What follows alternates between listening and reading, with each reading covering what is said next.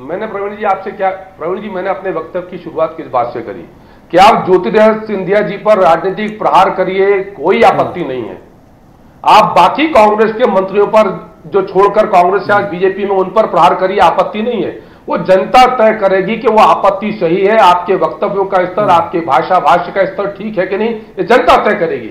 पर जो लोग गुजर गए, जिनका देश के इतिहास में, विकास में योगदान है, उनको सज्जन सिंह वर्मा कह रहे हैं कि वो भी गद्दार थे और घटना दुर्घटना हुई। मैंने सिर्फ उदाहरण दोहराया पूरे सम्मान के साथ प्रवीण जी कि दो दिवंगत प्रधानमंत्री, उनके प्रति सम्मान के साथ बात कर रहा हूं मैं कि दो प्रधानमंत्री घटना और दुर्घटना में दिवंगत हुए। क्या उनकी वफादारी पर हम सवाल उठाएंगे? ये घटिया सोच सज्जन सिंह वर्मा जैसे लोगों की जो दुर्भाग्य से प्रधानमंत्री का हमारे यहाँ किसी स्तर का व्यक्ति चला जाए तो दिवंगत को ये मान के लेते हैं, उसके सम्मान की रक्षा होनी चाहिए। प्रवीण जी पत्रकार वार्ता सजाकर आप अपमान कर रहे हो दिवंगत राजनेताओं का, जो हमारे देश के थे वो दिवंगत हो गए, उनका क्या दोष था? ठीक है, आज वो ऋषि पांडे जी को शामिल करो, ऋषि पांडे जी को शामिल करो, ऋषि पांडे जी को शामिल करो, पंकज जी दोनों को, संजय जी को भी, आपको भी। ऋषि पांडे तीसरे मेहमान की उपस्थिति महसूस करूंगा, ऋषि पांडे जी को शामिल करूंगा। ऋषि पांडे जी, ये जो बयानबाजी है, ठीक है, हम आप भी कह रहे हैं और अब तो मैं भी तैयार हूं, लगभग एमपी की पूरी जनता तैयार होगी कि आने वाले दिनों में ये जो सिलसिला है वो और आगे जाके रुकेगा, पता नहीं कहां जाके रुकेगा। लेकिन क्या वोटर को अपील करता होगा? वोटर सेकंड थॉट देता है, जैसे हम आज चर्चा कर रहे हैं कि क्या वोटर सोचता होगा कि यार ये तो गलत बोल गए? मुझे लगता है कि वोटर को अब सोचना पड़ेगा, वोटर को सोचना चाहिए। वोटर सोचता नहीं प्रवीण जी, दुर्भाग्य ये है कि वोटर इन सब चीजों पे नहीं जाता है। वोटर बंधा हुआ है नेताओं के साथ, वोटर बंधा हुआ है पार्टियों के साथ, विचारधारा के साथ। वोटर अभी इस लेवल पे जिस दिन जाएगा, माइक्रो लेवल पे जब एनालिसिस करेगा इन सब चीजों की, यदि उसमें विवेक उसका जागृत होगा तो निश्चित तौर पे इस तरह की घटना, इस तरह के नेता, इस तरह के वक्तव्य, इस तरह की बयानबाजियों को वो का बहिष्कार करे। उन बहिष्कार का उसका अपना एक तरीका हो सकता है, वो चुनाव में वोट डाल के, चुनाव में खिलाफ वोट डाल के, नोटा का प्रयोग करके जो भी उसको करना हो वो करे। लेकिन ऐसा होता नहीं। जो चर्चा पे कांग्रेस के मित्र संजय यादव जी और हमारे बीजेपी के मित्र पंकज जी बात करें, निश्चित तौर पे मैं खुद इस पक्ष में हूं कि दिवंगत नेताओं के प्रति सम्मानजनक भाषा का प्रयोग करना चाहिए। लेकिन आप देखिए कि जब से ये सरकार का पतन हुआ है मार्च से, तब से लगातार सिंधिया घराना कांग्रेस के निशाने पर है। और सिंधिया घराना मतलब कि वो झांसी की रानी से शुरू होकर और तमाम सारे वो जो चीजें गड़े मुर्दे उखाड़े जा रहे हैं, और ये सिलसिला थमने वाला नहीं, क्योंकि कांग्रेस के छोटे से लेकर बड़े नेता का जो अटैक है वो सिंधिया परिवार पे है। वो उनको लगता है कि सिंधिया पे जितना ज्यादा अटैक करेंगे उसका लाभ वहां पर उनको 16 सीटों पर मिलेगा। लेकिन हो सकता है कि यदि ये जो क्षेत्र है चुनाव का, जो ग्वालियर चंबल संभाग, यदि इसमें सिंधिया जी के परिवार के प्रति, खानदान के प्रति थोड़ी सी भी सिंपैथी हुई तो ये उलटबाज भी हो सकता है ये सारा मामला। तो मुझे लगता है कि राजनीति में यदि आप बड़ी बात कर रहे हैं, बड़ी बात कर, संजय जी का रुख कर लेते हैं, बड़ी बात कर रहे हैं ऋषि पांडे जी। संजय जी, आपको याद होगा, आप तो उसी चुनाव में एमएलए भी बने थे। पिछले चुनाव में एक कैंपेन था बीजेपी का, माफ करो महाराज, हमारा नेता शिवराज, तब महाराज आपके साथ थे। कहते शिवराज जी का यही बयान जो है वो उल्टा पड़ गया। तो ऋषि पांडे जी बहुत वरिष्ठ पत्रकार हैं, कह रहे हैं ऐसे तो नहीं कि ये बयान उल्टा पड़ जाएगा कहीं आपको भी?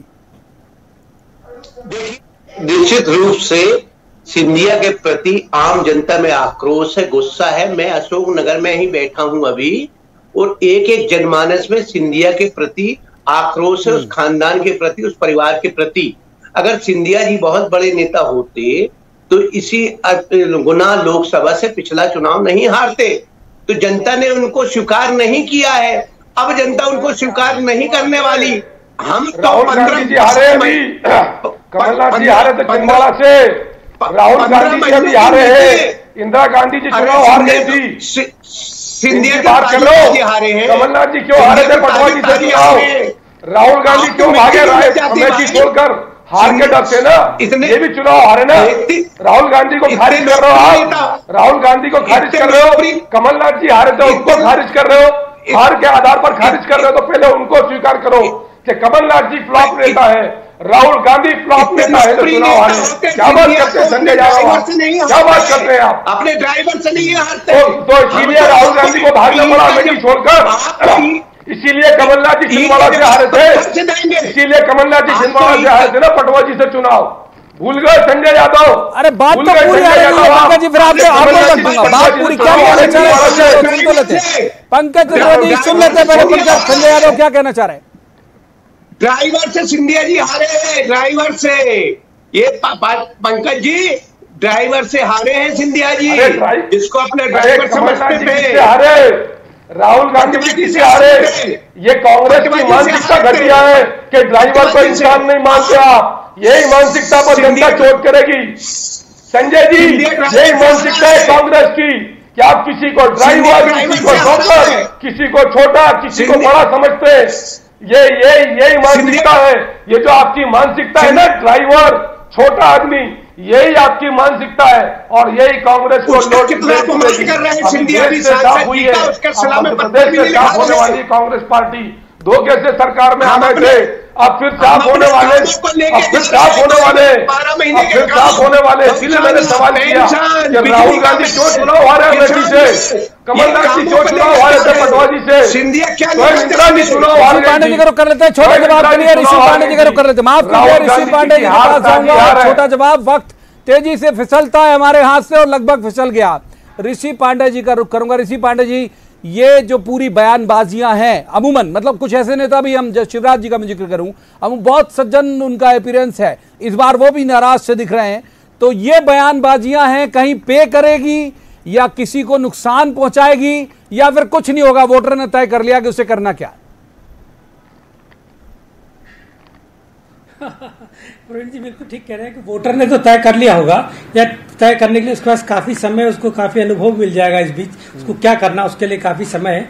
लेकिन भाषा का स्तर सिर्फ कांग्रेस के लेवल पे ही नहीं देखना, हमको दोनों पार्टियों के लेवल पे देखना है। कहीं न कहीं डिरेल्ड हो रहा है चुनाव, भाषा के स्तर पर डिरेल्ड हो रहा है। बात कर रहे हैं हम, आज दोनों पार्टी पे लाने की जवाबदारी नेताओं की ही है।